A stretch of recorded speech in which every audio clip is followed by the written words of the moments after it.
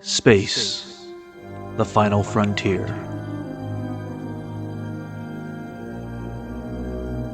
Join us for a bold conversation. Our prime directive: to recap our favorite Star Trek shows, both new and old. To engage in debate about all things Trek. Prepare to energize with phasers set to stun.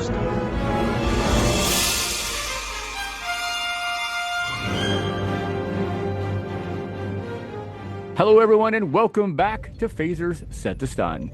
This is the ongoing Film by Podcast series where we celebrate everything Star Trek, covering every quadrant of the ever-expanding Trek universe, from television and animation to films, directors, merchandise, and so much more. Plotting the course, as always, is your core Trek crew. I'm David Burns. I'm Scott Hoffman. And I'm Wayne Whited. Well, gentlemen, we have made it to the end of Season 1 of Starfleet Academy with Episode 10, Rubincon. So before we proceed, red alert listeners, if you are not caught up with the series, please go do so, as there are many spoilers ahead. We will be right here at the Academy waiting. Scott, go ahead and tell our listeners what this episode was about. Rubincon is directed by Olatunde Osunsanmi and written by Alex Kurtzman and Kristen Beyer. In this episode, the Athena stands alone as the only Starfleet vessel outside of an Omega-47 particle minefield that threatens everything in Federation space. Set by Nus Braka, the Athena can't cross this field without triggering a catastrophe. Aboard the Athena is a skeleton crew of Captain Ake, the Doctor, Jet Reno, Sam, Jaden, Tarima, Rami, Genesis, Sam, Caleb, and his recently rescued Mon, as we saw at the end of the last episode. They barely have time to recover before Braka and his ships surround the Athena. Captain Ake hides the cadets in an airlock to stay safe and hidden from Braka, and undetected just before he takes control of the bridge. His initial plan is simple: gloat in front of the Captain Ake, kill the crew, and seize the Athena for himself. But when he sees Anisha Mir, who he thought he was dead, he decides to level up his revenge. He kidnaps Ake and Anisha before leaving the rest of the crew to go down with the ship. Braka escapes, and his ships attack the stranded crew, which seems to be destroyed before opening credits roll. However, we quickly see that the Doctor was able to extend himself into a holographic trick that fooled Braka into believing the Athena was destroyed. This takes a toll on the Doctor, who seems unable to speak intelligibly. Sam focuses on helping her dad, while Reno and the cadets find ways to get the Athena up and running in an attempt to save Anisha, Ake, and the Federation on their own. Meanwhile, Braka stages a mock trial of the Federation, with Ake representing the accused, himself as the prosecution, and Anisha as the judge. He plans to see Ake emotionally destroyed, Anisha aligned with his vision once again, and the Federation doomed to the demise he thinks it deserves. Captain Ake stages a masterful defense, knowing that Caleb is alive and that she can help Anisha's son, while also proving that Braka's vendetta is misguided and juvenile. On the Athena, every cadet has a moment when they shine, from Rami growing as a pilot, Genesis becoming a leader, Tarima learning to trust herself, Caleb reconnecting with his friends and Tarima, and Jaden solving the mystery of the Doctor, who reveals the key to disarming the Omega-47 field with a big assist from Sam, so that the crew can ultimately save the day. It's a tense and surprising blend of a courtroom and a catastrophe episode, and a fitting end to this first season. Well, Scott covered it all, so I guess we're done, everybody. Thanks for all right. listening. Good night. See you later. No, well said. A lot happened in this episode. I got to say, the opening was fantastic. I love the fact that, we got all of that before they even showed the title, Starfleet Academy, and how they did it that way of just wrapping it. It was very cinematic, is what it was. Yeah, cast against that exploded ship. Yeah. And, just as Star Trek does such a great job with their PTSD episodes, they do really good courtroom dramas, too. Even though this wasn't really an official courtroom, it still was a courtroom episode, which has little things going on the outside of the courtroom. But beyond that, I thought it was a really good episode. I'm curious what Wayne thinks, because I know the last time we talked, he said that everything felt a little rushed. We could have had 3 episodes, and I still kind of agree with him on that. But I feel like they did wrap it up a little bit better. I liked the bookend stuff by what we got at the very beginning of the series of Nala this time being put on trial, and how, with, how we open up the season with, Brock and them on trial. I thought that was well done. I liked that, how they twisted it. But Nala was never really backed into a corner. She knew what she was doing, and she came out swinging. No, I agree with you 100% on that. But I mean, I still think this story would have benefited with a third episode, just to let the characters shine a little bit more, develop a little more than they did. It does feel a little rushed, but all in all, I thought it was a very satisfying ending to the season. I really did. And I agree with the bookend part too. I noticed that as well. I always think, I always like that when they do that. I know they did that very, very well with Star Trek: Next Generation, and I think they did a really good job. I enjoyed the episode. I said I was going to wait and make my decision whether or not I liked last week's episode after I saw this, and I'm like I said, I'm satisfied. I think it came together really nicely. Yeah, Scott, what about you? Yeah, I agree. I think I could see some places where they could pull this out a little bit further, but I was ultimately satisfied with the entire episode, the pacing, the direction, the writing, the acting. I thought I was all spot on. I think it's interesting when you mention it as kind of a bookend to the season. I hadn't really even considered that before you mentioned that. Obviously, it's a good catch that it begins in a courtroom and it ends in a courtroom of sorts, with these three players at the core, which does a really great job of making it a self-contained season. Yep. I'm glad that it's going to continue because I think it has a lot of potential, and I'd like to see that potential played out over several seasons if possible. But if somebody wanted to, they could just keep this as a self-contained story of just one season. Yeah. I think it was really well done. Yeah. Before we really dive into more of this episode, I want to shout out Jeff Russo for his amazing score to this episode. And Wayne, I did see the soundtrack getting released. It's either this month or next month. Oh, I missed that. I'm glad I'm so glad to hear that too, because like you, I love the music that he did for this entire season, and it was great this episode. Yeah, I mean, every week it just seems he improves on it more and more. Yeah. And I don't know how he does it, but man, yeah, I cannot wait to see what's coming up next season with what he has planned for the score. So, absolutely. No, a lot of good stuff in this episode to like. I mean, Scott, you mentioned it in your synopsis there.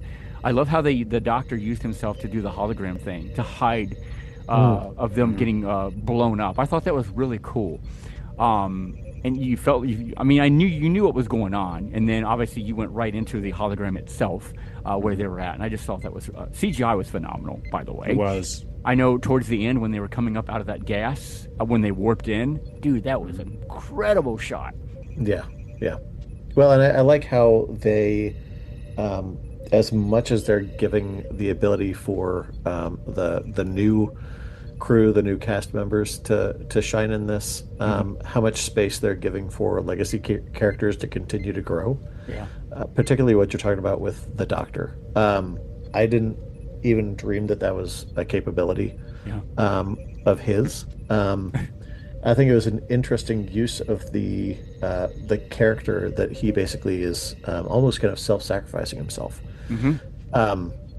It feels like it's entirely possible that if they had gone any longer with it, or if something else had happened, or if there's some kind of damage, he may not have been able to come back because he would have been reduced to kind of holographic projection. I think it's interesting how they kind of played that out with something that reminded me of an episode of Deep Space Nine, where they essentially kind of get like a little bit of a brachiocephalia kind of thing going on, where they can't say the words they want to say. Yep. It's interesting, that little bit of loss of self there with him not being able to quite get it across, even though he's completely lucid, knows what he wants to say and is almost saying that. I loved the use of that, and I loved the chance of being able to get Jaden to have kind of a connection there, to have that kind of medical epiphany, to know that, what might be going on. That was one of the things that I think resonated the most with me, was what the Doctor was able to do, and what Jet Reno was able to do as kind of the acting captain. Yeah. Absolutely shined in this.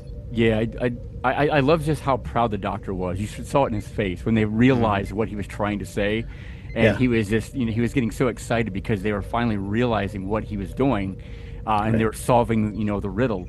But speaking of Reno, I think this is her best performance, even from Discovery, in this particular episode, because she completely takes charge. But there's one scene that really stood out to me, and it's the scene between her and Caleb, when she tells him, "Remember when I told you to tell me who you are? I wanted to know who you are, and you didn't know how to respond."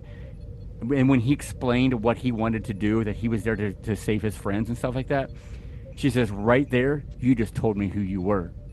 You did not turn your back on them. You come to the rescue of your friends. Many would have turned their backs." And I love that scene. I thought that was very powerful between Reno and Caleb. Mm-hmm. Yeah, I agree. Yeah, that was a good scene. Yeah, I was a little amused by the twist surprise that they had in this episode. That reveal that it wasn't the Federation that destroyed Brocca's planet; it was his father. Yeah, that is a very, very old, trusted science fiction trope that we've seen used over and over again. But I'm not faulting this episode for it, for using it. It just. You know me, David, so I've got to bring this up.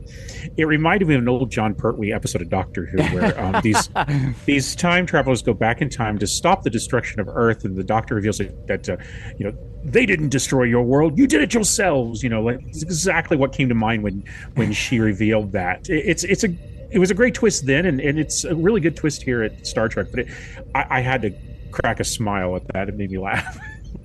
You almost expect somebody who's going to be running through the scene with the words "cautionary tale" on a card, just like, "Hey, everybody!" Yeah.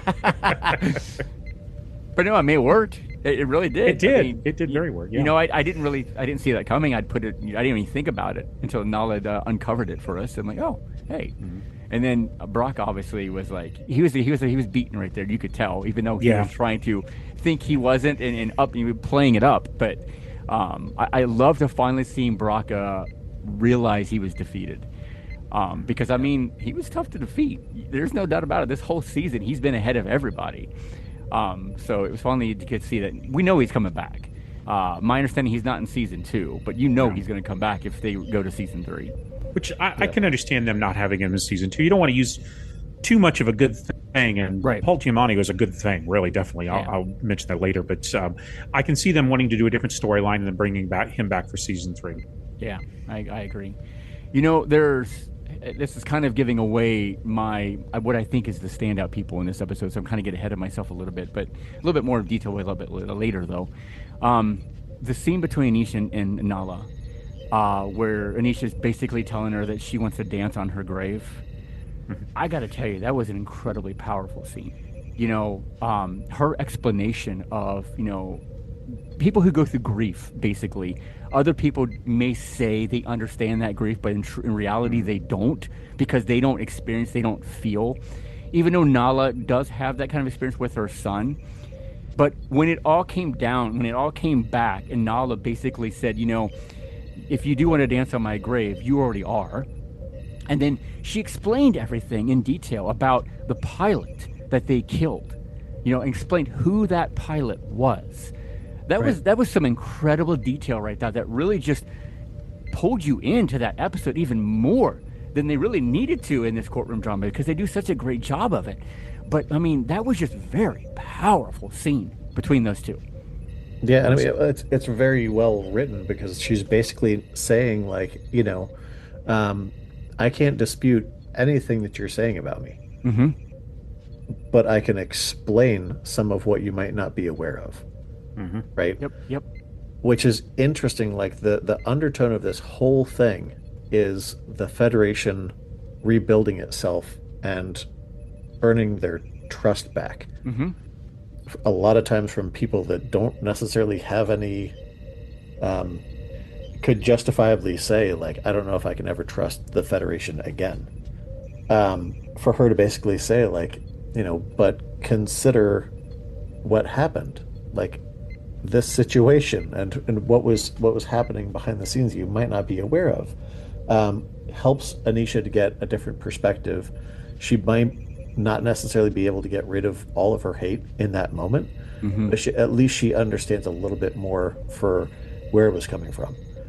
And she's not going to get, all lovey-dovey with the Federation again, but she's at least willing to accept it enough to, trust her son with them and to know that, this is where he wants to go. I think what also really helped that scene be even more powerful was the fact that the cadets on the Athena were hearing it, were listening in on that dialogue there towards the end when Nala was explaining about that pilot and all of that. And obviously Caleb needed to know that so that he could basically, go down there to, speak up for Nala, which that was an incredible scene as well. Just his basically, he loves his mother and he tells her, I love you. But, you always told me to look up to the stars. I never understood that until Starfleet, which that's almost like a dagger into his mom's gut, right? To just even say that because of her hatred for Starfleet. But then Caleb just goes on to explain of what he found with Starfleet, and here again, the cadets are listening to his explanation, which is kind of nice because earlier when he was trying to explain it, Genesis shut him down. Remember, don't waste your breath. When she told him, when he was trying to apologize.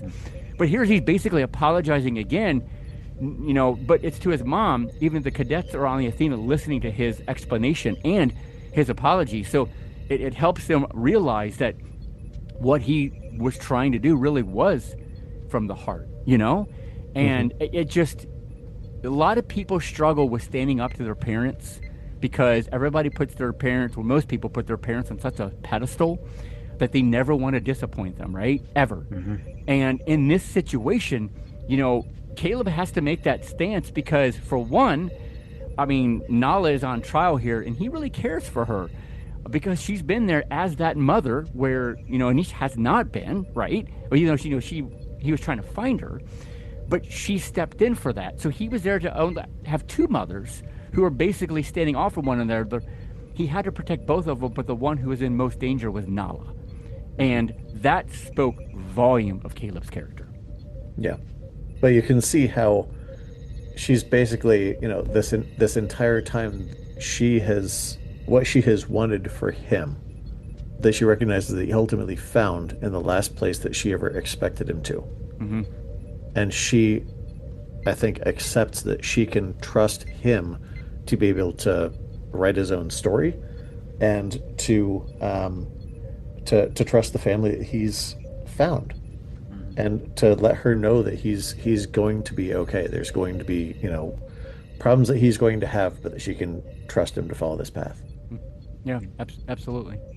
I love the fact that they get to punch Braca too. Yeah. Come on.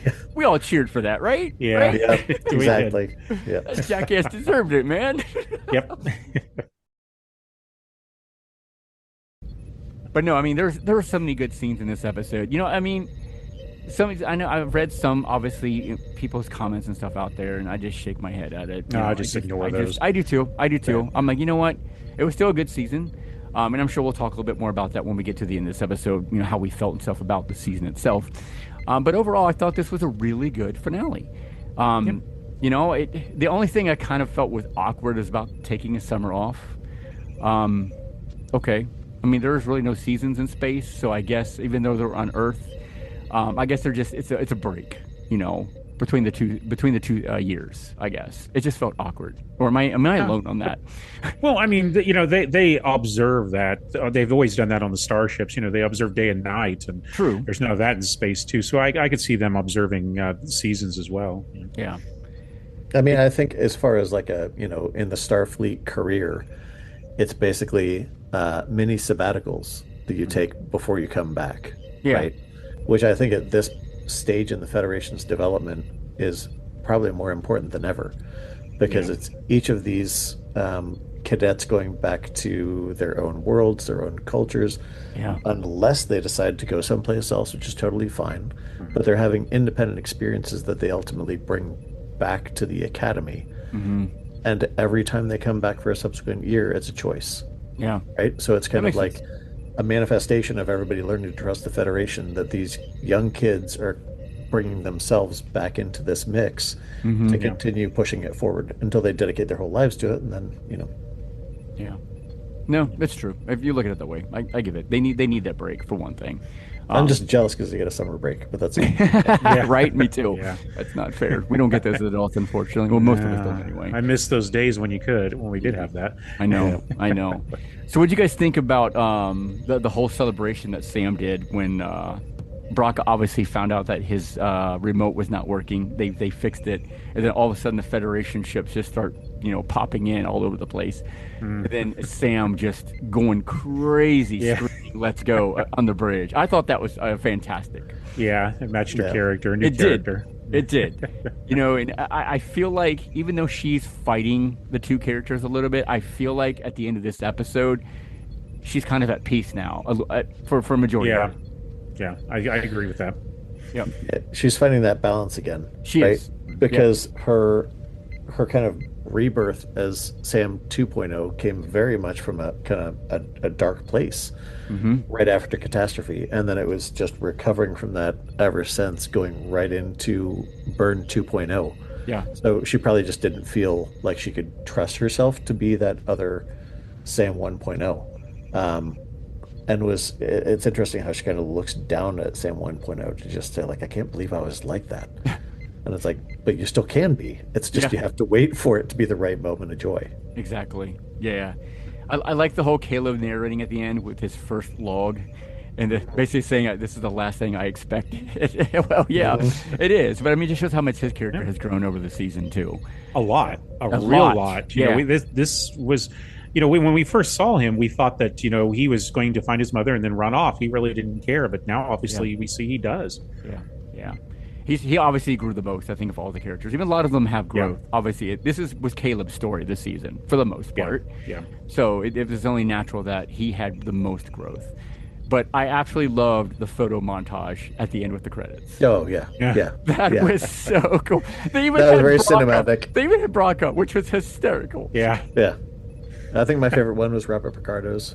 Yes. Yeah. Some of them you really could tell is them. You could see it in their face, even when how little they were, you could still see it in them. So, but no, really good episode, good finale.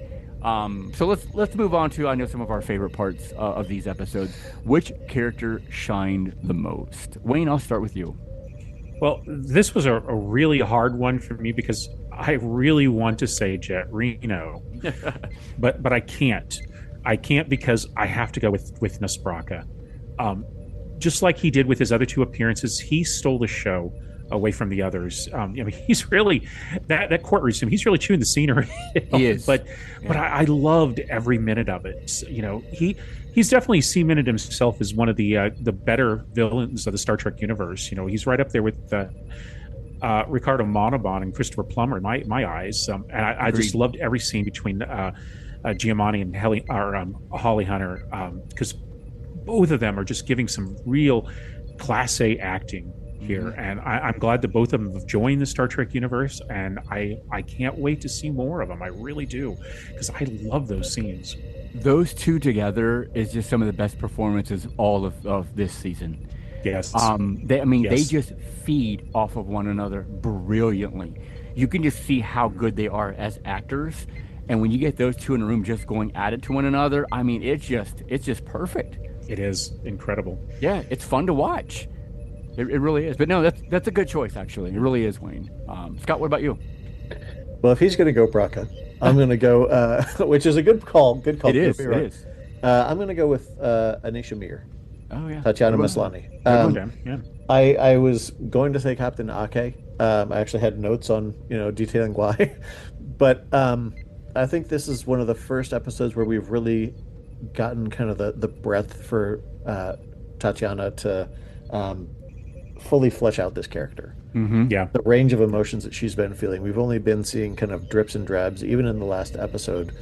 But here we get great emotional range because she goes from just like traumatized, I would say, at the beginning when she sees the face of the person that stole her son. Yeah.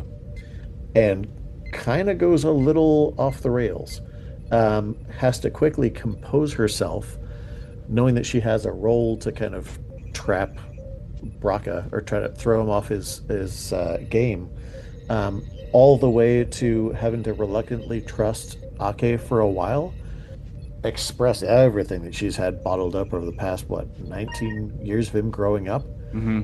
And then ultimately coming around to just being a mom Yep. who is seeing her son go off to college, essentially. So, I mean, I think she had great range, great performances in here.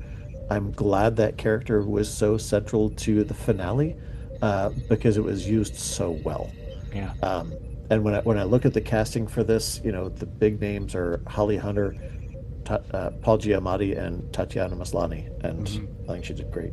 Dave, what about Having you? all three of them in the same scene, it was just incredible. Oh yeah.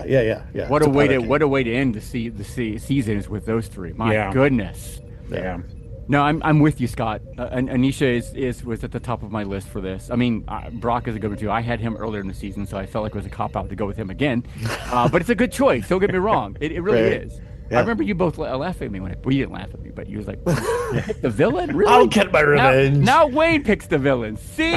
See? But no, Anisha, I thought was just the scene where she just bared the pain and suffering to Nala in that courtroom scene was just phenomenal in itself. I mean, she did a really good job of what little we saw her this year in her performances, but this one, she nailed it. She knocked it out of the park for sure.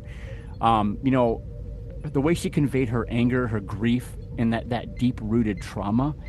I mean, a lot of people can feel that, and it hits home for a lot of people. And as much pain and agony as she has been through, as Nala has been through, and Caleb has been through, Braca just standing back there as the one who's caused a lot of this, you know, and just laughing it off, basically. So I feel she just does an incredible job in this episode that I had to pick her. You know, she was really good in the season opener, but this one, like I said, she knocked it out of the park. All right, so if you could be any character in this episode, who would it be? Scott, I'll let you go first. I go with Jet Reno again. Good one. She had so many amazing lines. She makes Braca hate her. At one point, he's like, "You, I don't like." But her navigation of all the different roles that she had to do, she does a great job of helping all the cadets kind of come out to where they need to be. And I just love any of the scenes where they're kind of tinkering with like isolinear ships and things like that. So when she was fixing things with Caleb, that looked like fun. Well, I mean, since I couldn't give my who shined to Jet Reno, I chose her as well. Because she was just so good in this episode, you know, and so central to the story. Yeah, many times back in Discovery and even early in this series, she was really more than just a pop-in character, you know, kind of like Guinan did on The Next Generation. You know, she was there for a scene, sometimes just for, you know, comedy, and then never seen again. But I'm so glad they gave her more to do here in this finale, a lot more. You know, the way she has to lead and encourage the cadets to come up with a solution, that was gold. I mean, she's center seat here, and that's why I'd want to be her, because I loved her performance, I loved her character, and I hope we see more of her in season 2. And like this, she's more central to the story. Yeah, I agree. Well, for me, I'm going with Vansky. No, I'm kidding. Yeah. Totally kidding. No, I'm with you guys on this one. I really wanted to be Jet Reno in this one just because of how she shines on that bridge. But as we all know, every captain gets their moment of engage or make it so. Hers is now show me some pretty streaks of light. I love that. That fit her that was character to a T, man. It really did. But Scott, you kind of touched base on it too, on how not a lot of people get under Braca's skin, but Jet Reno does, because he literally says, "I don't like you." Right. So that just shows you how awesome Jet Reno is. And dude, as good as she is, she was having fun on that bridge. I mean, I know she had a lot of pressure on her working with these cadets, but the mere fact that she has been with these cadets for this whole entire freshman year with them, that she got to see them grow in those few moments on that bridge more than she saw in the academy the entire year. And getting to see that, it goes back to what we saw with Tilly, remember? Where how proud she was, getting to see the breakthrough those cadets had and what she was showing them and teaching them without actually saying, hey, you need to do this. Jet Reno did the same thing here. I mean, she is so proud of taking control of that and watching the cadets actually shine. They struggled. I mean, Remy was having problems piloting the ship there for a little bit, but she didn't get angry. She helped him, guided him, showed him, hey, do it this way, do it that way. You know, just let yourself go with it. And then when she left and gave the bridge to Genesis, she says, please don't break anything. Please, please, please, please. As she was walking away. Yeah. No, Reno was awesome in this episode. Mm-hmm. Yeah, Tig Notaro does an amazing job with this role. One of my favorite characters, I would say, of modern Trek. I think I've said that before. Yep. And this is her second Kobayashi Maru kind of real life scenario, right? Like when we found her, she was basically had no, completely implausible that she would still be alive. Yet she was, and it became more plausible to see how she did it. All right, well, guys, let's take a break. When we come back, we'll do Wayne's favorite part, and then we'll talk a little bit about what we thought of the season. We'll be right back. Welcome back, everybody, to Phasers Set to Stun, where Wayne, Scott, and I are discussing the finale of Starfleet Academy. So let's go ahead and talk about Wayne's favorite part, the Easter eggs. So, Wayne, what did you find, man? There were some juicy ones in this one. I was glad to find what I did find. But of course, the big Easter egg for this episode has got to be the appearance of the Doctor's mobile emitter. I would have thought after 800 years that he would have found a way to exist and not need it anymore, but apparently not. As you remember, it existed with him on Voyager, and all those years after, making it like 800 years old, it's actually a piece of 29th century technology. That was acquired when the Voyager encountered a 29th century Federation vessel that believed they were the cause of a temporal explosion. And then both ships were thrown back into the 20th century, and that's where the Doctor obtained the emitter. It's all very timey-wimey, but if you want to see that, well done. You watch the Star Trek Voyager two-parter, Future's End, from their third season. Now, the Doctor also still has his mobile emitter during these appearances on Star Trek Prodigy. That's where he started wearing it under his coat rather than on his arm like he did on Voyager. Now, Remy executes a maneuver to warp the ship into the clouds of a gas giant to avoid detection, which is exactly what the USS Enterprise did to avoid Nero and the Narada in the 2009 Star Trek film. Now, the idea of projecting holographic ships out into space to trick your opponent has been done before.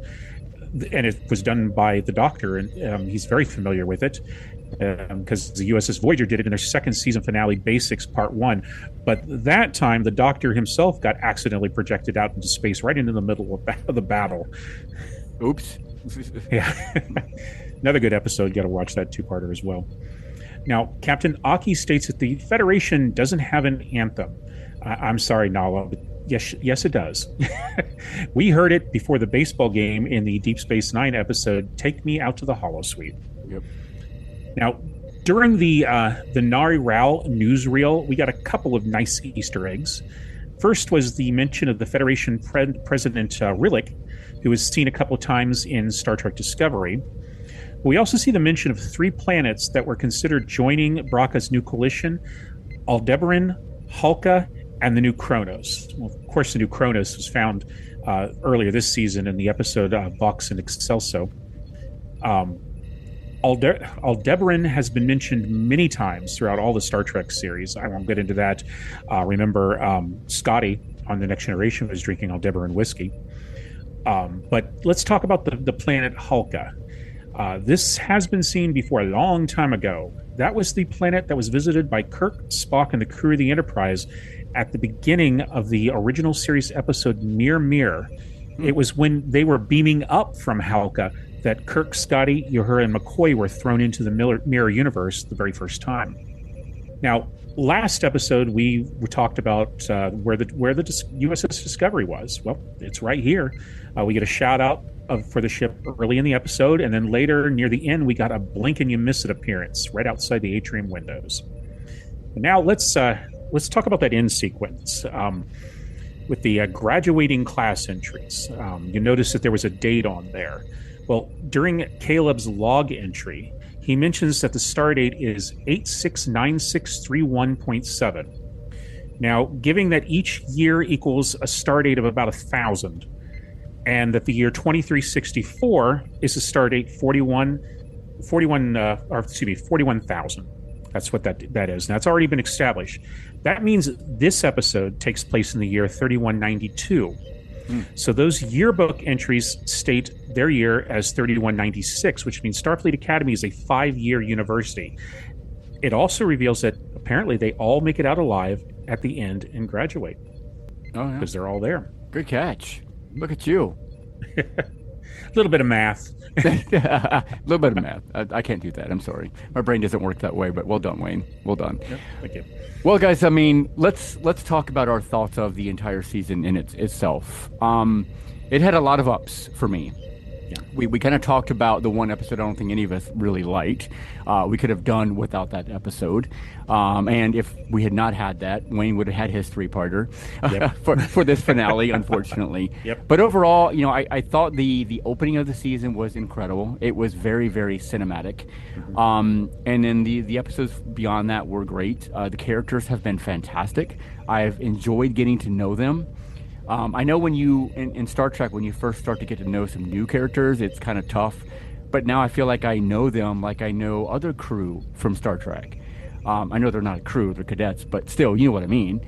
I feel like I'm more involved with this time period than I was with Discovery, if that makes any kind of sense. I always felt a little lost with Discovery. With feeling comfortable with the time period they were in. But now with Academy, I feel like I have a home. I feel like I'm more at place now because I see where they're going with it. And I love how, and I mentioned this a year ago or 2 years ago, and we talked about it at the beginning of the year, I wanted this to feel like Harry Potter. And it really did at times, especially the first few episodes. They nailed it. It felt like you were at Hogwarts with students. But overall, I thought the performances were incredible. Paul Giamatti, I feel, stole the entire show. Wayne, as you mentioned, he's up there with one of the best villains of Star Trek. And I can't wait to see him again, and I'm glad they're not going to overuse him. Let's give him a break, so when he does come back, it's going to be that much more powerful. So I really like what he brought to the table of Star Trek, and I know he loves Star Trek. I saw an interview with him saying how he was so giddy in the interview of the fact that he was getting to be in Star Trek.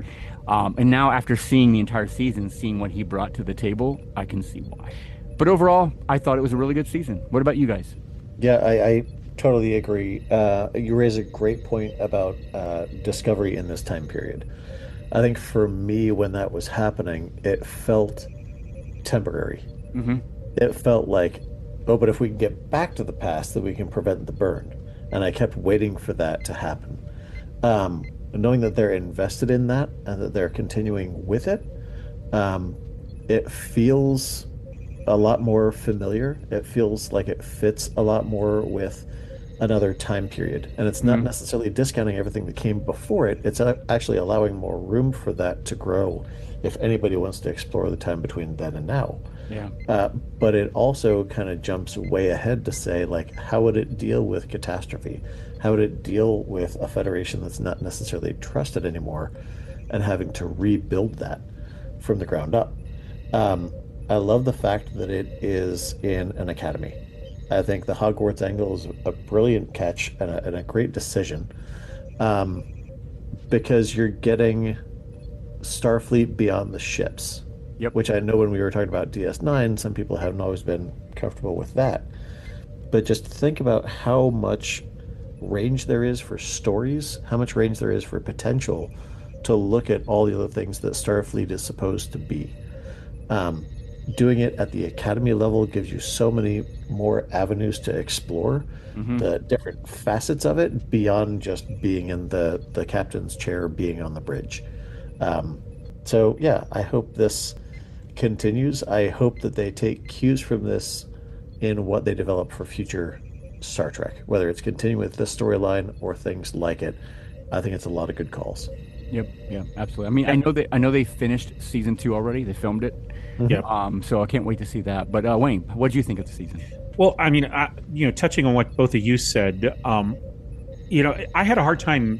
I love the idea of the 32nd century, but I did have a hard time grasping it.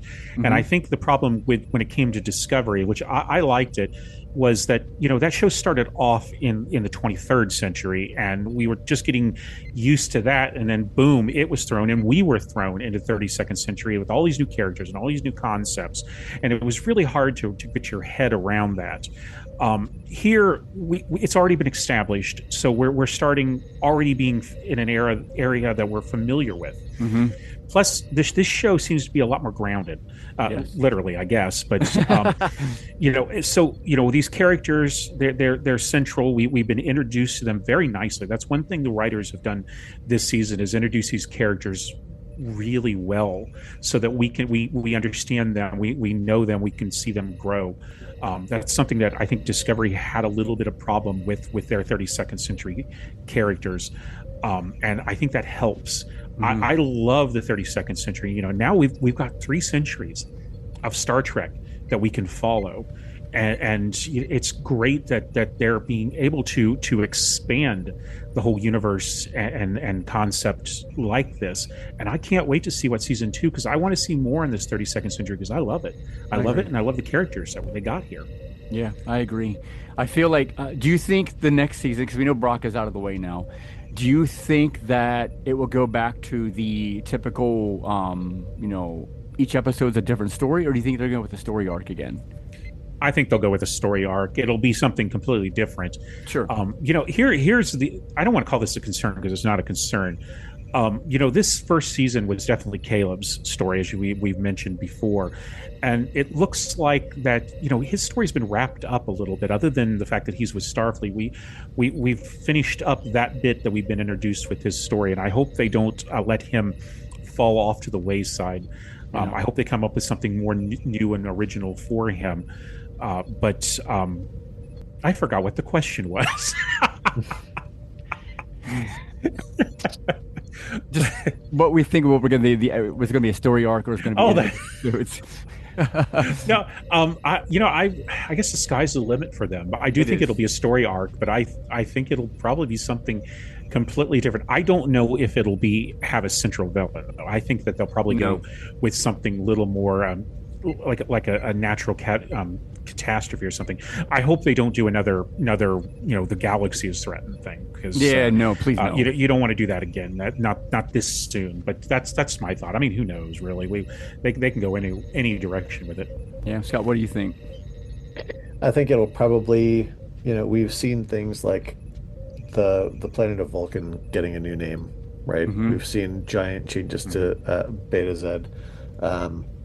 I have a feeling it's not necessarily going to be so focused on the established characters. There may be some other arcs. I feel like we're probably going to get something infused, like I said last time, with the second years, with the freshmen that are coming in. Yep.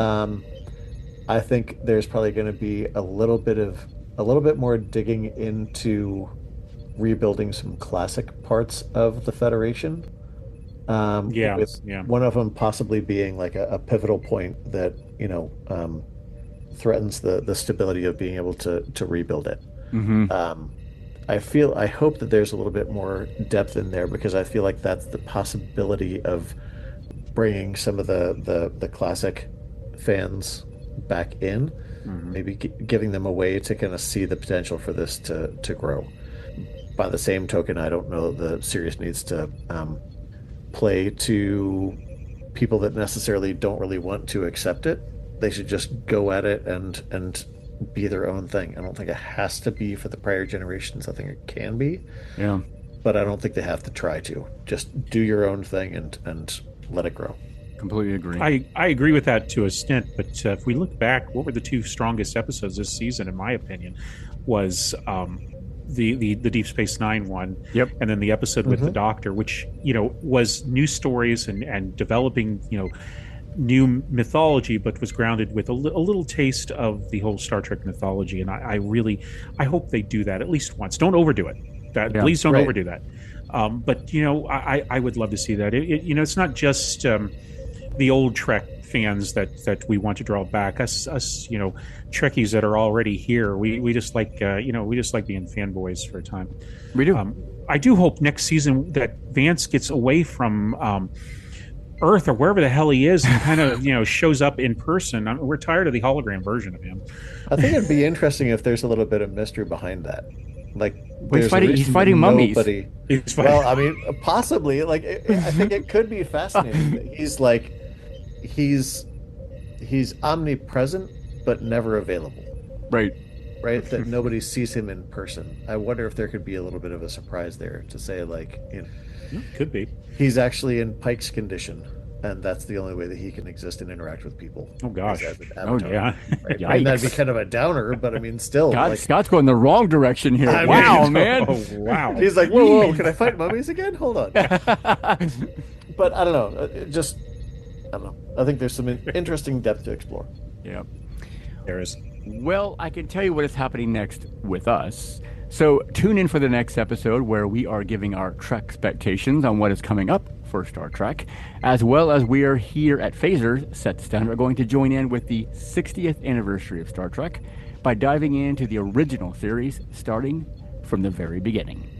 So come back and listen. We have a ton in store that we can't wait to talk about. Listeners, we thank you for tuning in, and hopefully you've enjoyed our discussions on Starfleet Academy. I know we've got Strange New Worlds Season 4 coming up sometime this year. They've not given us a date yet. They did mention this week. The producer did mention late summer. Oh, okay. Well, good. Okay, good. Give us a little bit of time. Yes. Yeah. We Just a need break. We Little need some break. time between, yeah. Little break, yeah. I'm sure Season 2 of Starfleet Academy will probably be around the same time next year that That'd they be my released guess. it. Yeah, it feels comfortable for them to be able to do that. Yeah. So good. Well, guys, thank you so much for joining me. It's always a pleasure joining here at Phasers, talking about Star Trek. Yep, It's been fun. This has been a good series. It has. Yeah. And it's kind of nice that we get to start with an original series, right? From the Yeah. very beginning. Yeah, from the start, yeah. Yes, it's kind of nice Yeah, for once. Looking forward to that. Me too. Hopefully we'll get more than just a second season. Hopefully we'll get more. But with Paramount buying Warner Brothers and all that stuff, I don't know what's going on. Who knows? Well, we'll get into that. There is another series that was mentioned this week, but you'll have to tune back for Trek Expectations. For us to talk Exactly. about that. That's what we're talking about. That. Well said, Wayne. Well said. All right, listeners, so you can check us out at www.afilmbypodcast.com for film and TV articles and our entire library streaming free. You can write to us at afilmbypodcast@gmail.com with your questions, comments, and concerns. We just may read your response on the show. You can also find us on Facebook, Instagram, and X. And if you haven't checked us out on YouTube yet, what is stopping you? Beam right on over and hit that subscribe button. We would greatly appreciate it. And to all you listening to the show, following us on all social media platforms, and subscribing to our Patreon, we thank you. We will see you next time for another episode of Phasers Set to Stun. Now, show me pretty streaks of light.